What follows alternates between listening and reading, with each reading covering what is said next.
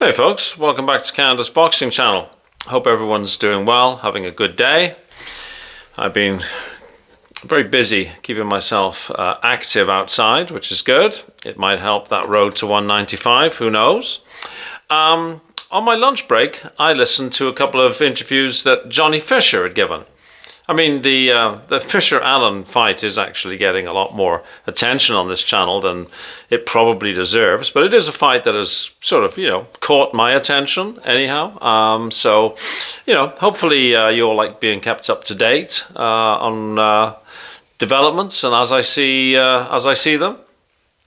Well, today, Johnny Fisher gave a couple of interviews, and he said much of what he'd said before.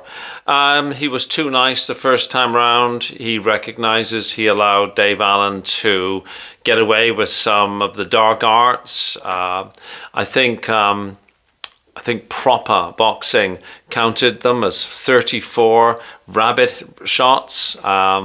He recognizes that Dave Allen sort of old-manned him a little bit, so he's alive to that.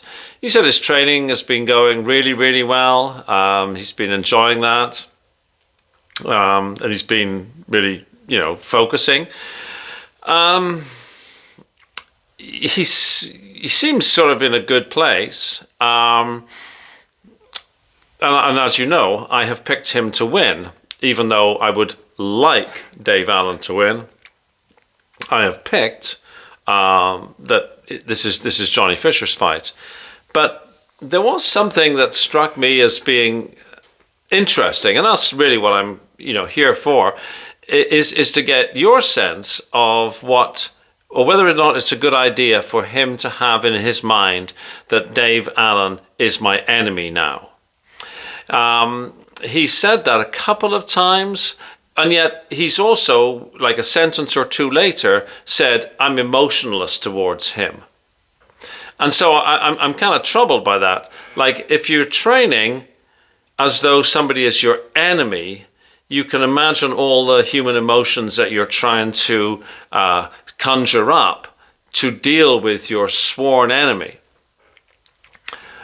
The emotionless to me strikes me more as that I'm going to approach this from a technical battle, pure my technique versus his technique, my strength versus his technique, almost a robotic kind of thing. It's like I can imagine Beterbiev, Bivol, Usyk training that cold, dispassionate, no emotions. I'm going to practice my craft as best I know, versus, I'm training as though you're my enemy. I would imagine that Chris Eubank Jr. and Conor Benn had a little bit of that going on in their training. So when Johnny Fisher says, I'm training as though he's my enemy, and I'm emotionless about it, those kind of strike me as a little bit mutually exclusive. And so I'm wondering, is there, what is that all about? I'm still expecting him to win. I just found that interesting. I know there's some trainers on here, some coaches on here. If you make anything of that, if you think that that's, something that is interesting, or if it's something that you try to do with your students, like, let us know in the comments section.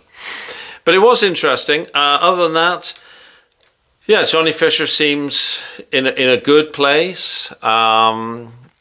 He knows that he's been old man. He knows that he's been tricked a little bit. He's going to be smarter now. It's hard to say what his training camp has been like. We will know on the way in. I'm assuming that he's had a really good camp because he's young. He's got excellent coaches. He's not appeared to ever slack in training before. There's no reason to imagine why he wouldn't have had a good camp. Dave Allen, as you know, I really hope has had a great camp. I hope he's as fit as a butcher's dog.